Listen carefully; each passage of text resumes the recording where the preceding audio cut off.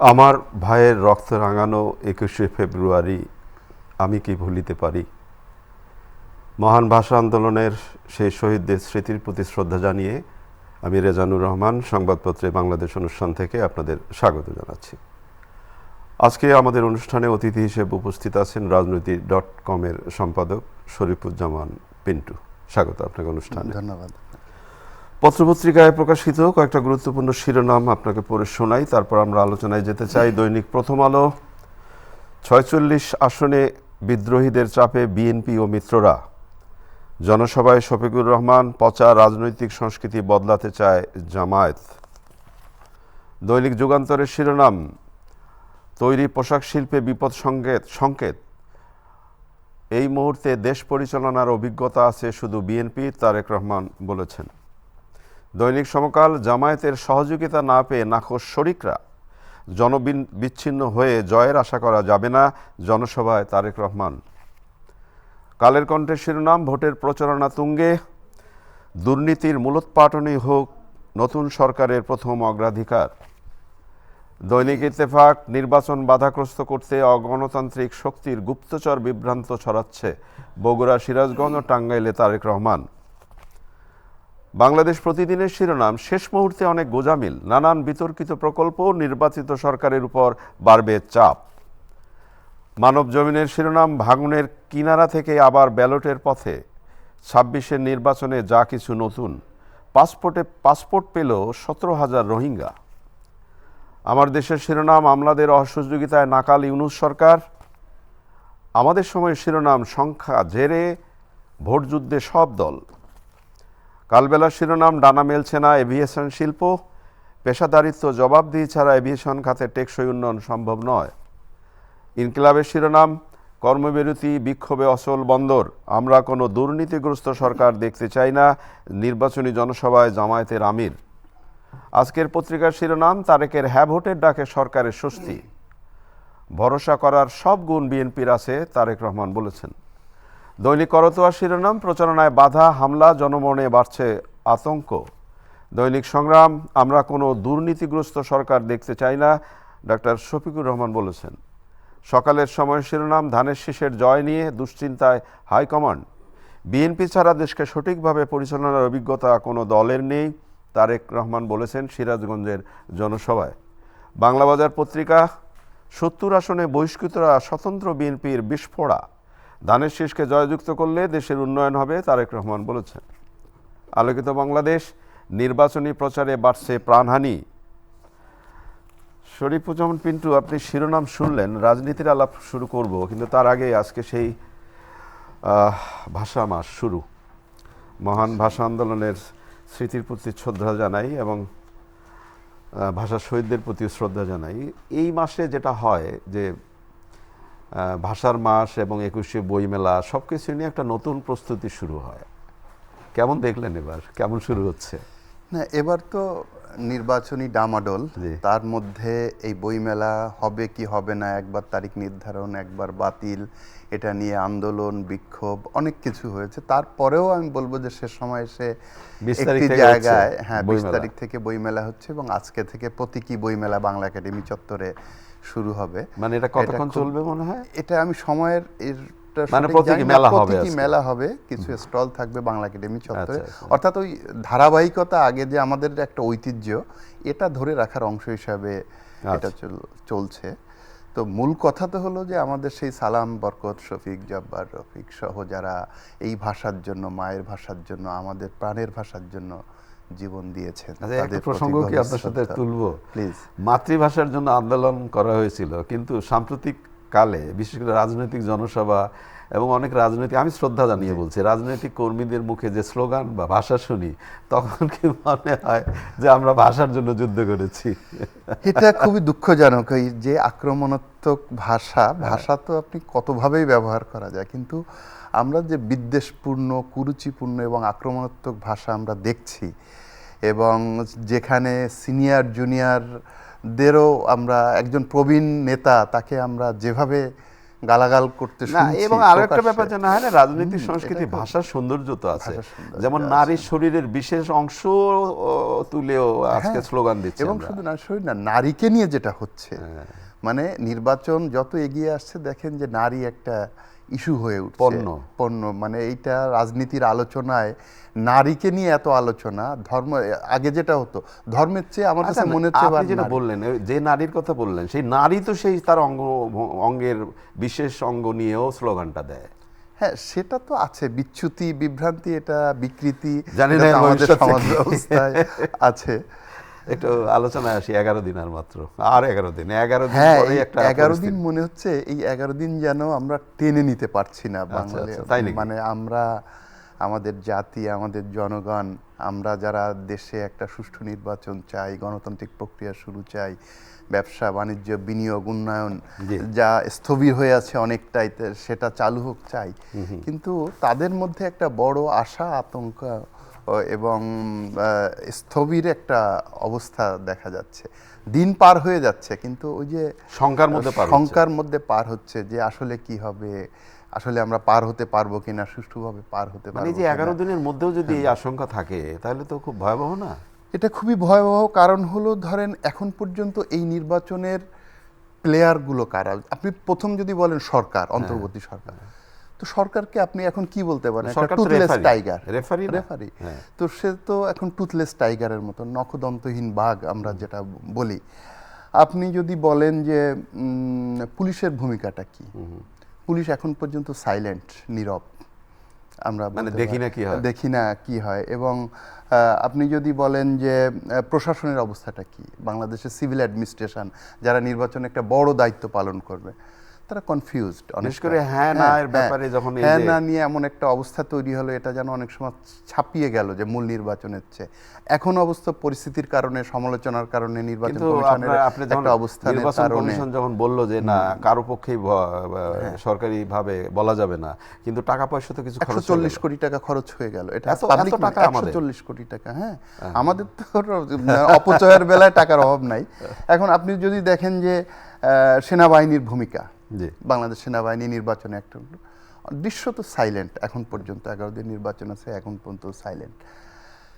Police তো বললাম যে নিষ্ক্রিয়, ইনঅ্যাক্টিভ এখনো পর্যন্ত। আপনি যদি বলেন পুলিশের যে ভূমিকাটা নির্বাচনের আগে থাকা উচিত, দেখি না। নির্বাচন কমিশন তো মনে হয় যে হেল্পলেস, এক ধরনের অসহায় তার পরিস্থিতি। তাহলে এই অবস্থার মধ্যে এত বড় একটা নির্বাচন 17 বছর পরে আমরা যাচ্ছি, তো সেখানে আশঙ্কা, ভয়, আতঙ্ক। মাননীয় প্রধান উপদেষ্টা তো বারবার বলছেন দ্ব্যর্থহীনভাবে, আমি স্মরণকালে সুন্দর একটা নির্বাচন দেখাতে চাই। এটা তো এই সরকারের একটা সবচেয়ে বড় বিষয় হলো, শুধু মাননীয় প্রধান উপদেষ্টাই নন, এই সরকারের উপদেষ্টা যারা আছেন তারা তো শুধু কথার ফুলঝুরি দিয়ে যা করলেন।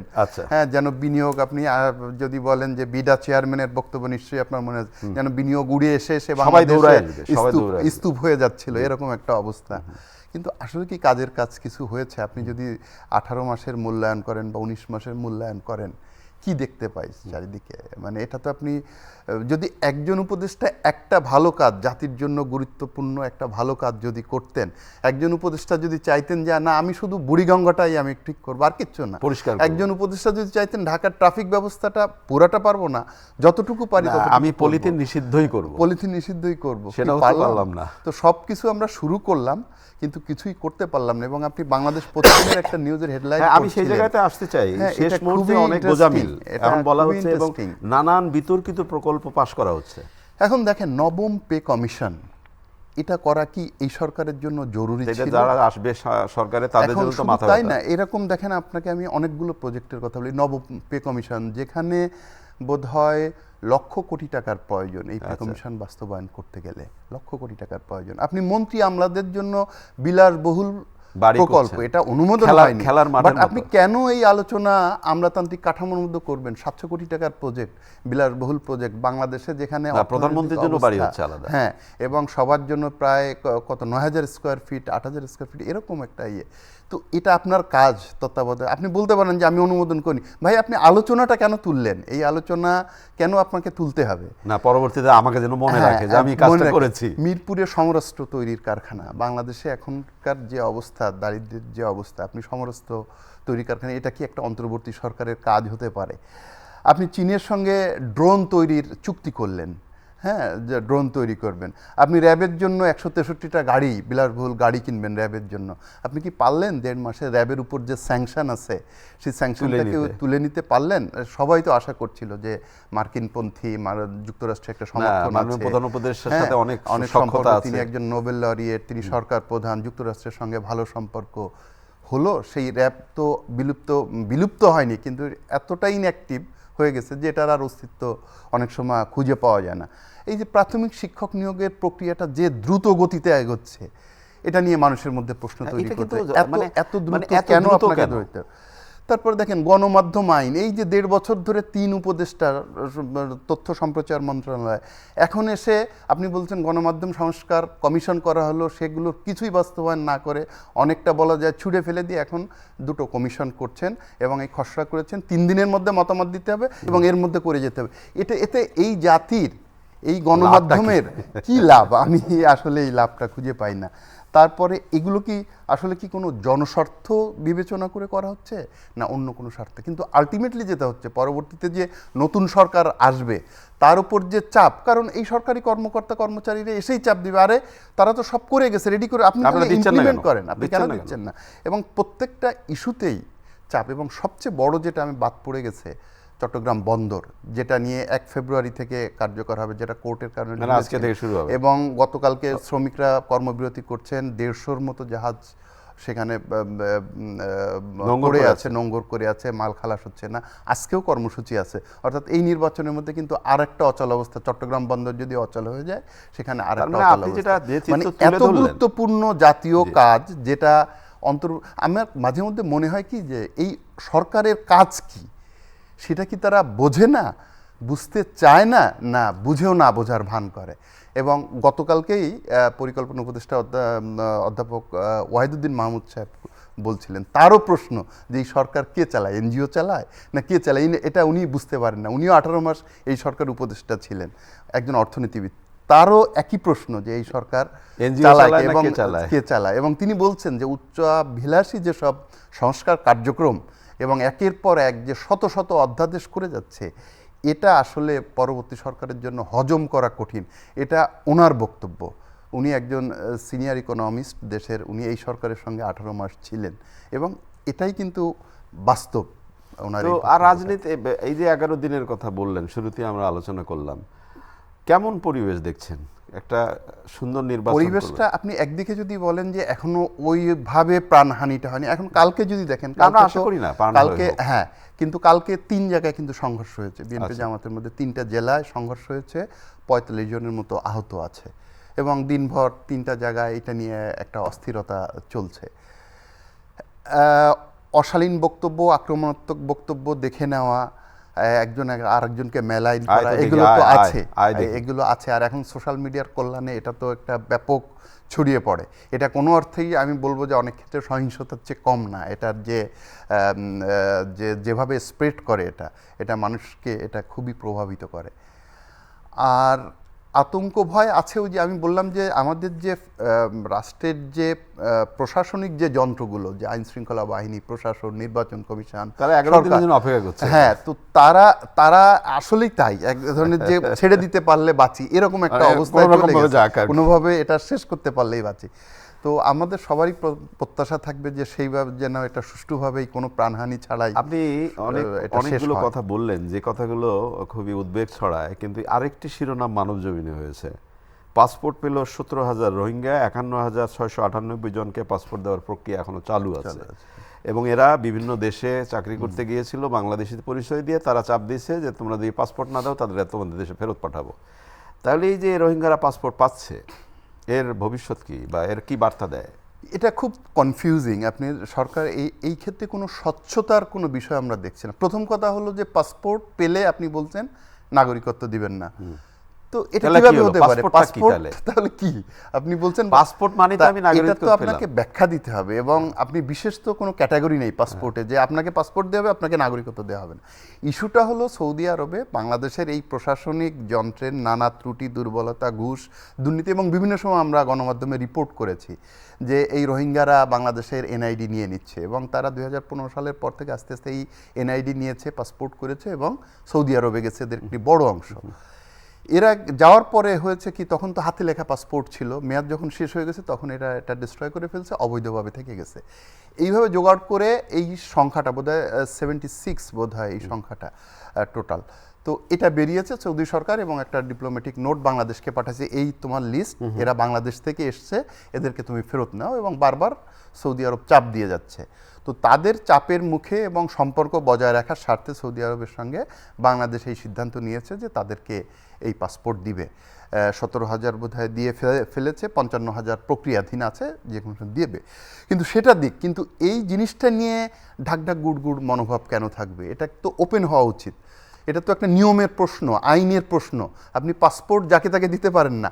পাসপোর্ট দিতে হলে তাকে তার এনআইডি থাকতেই হবে। তো তাহলে আপনাকে তাকে এনআইডি দিতে হবে, তার বার্থ রেজিস্ট্রেশন থাকতে হবে। বাংলাদেশের একজন মানে যে নাগরিক, তার পাসপোর্ট পাওয়াটাও যে কত কঠিন এখন পর্যন্ত। হ্যাঁ, অথচ কত সহজেই পাসপোর্ট পাওয়া যাচ্ছে। হ্যাঁ, এখন এটা তো একটা অন্যায় বলতে হবে, কারণ আপনি পরিষ্কার করে যদি বলতেন যে না আমরা এখানে অসহায়, এবং এর জন্য অনেক নিয়ম কানুন আপনাকে চেঞ্জ করতে হবে। আপনি চাইলেই একটা মন চাইলেও একটা আইন করলাম, একটা সার্কুলার করলাম, করে ফেলতে পারেন। কিন্তু একেবারে শেষের দিকে আমরা যে তরুণদের কথা বলা হচ্ছে, আমি প্রায় অনুষ্ঠানে আমার অতিথিকে জিজ্ঞেস করছি, এই যে 4 কোটি 4.5 কোটি তরুণদের কথা বলা হচ্ছে এবং বলা হচ্ছে তারা এই ভাগ্য নির্ধারণ করবে ভোটের, কি মনে হয় আপনার কাছে?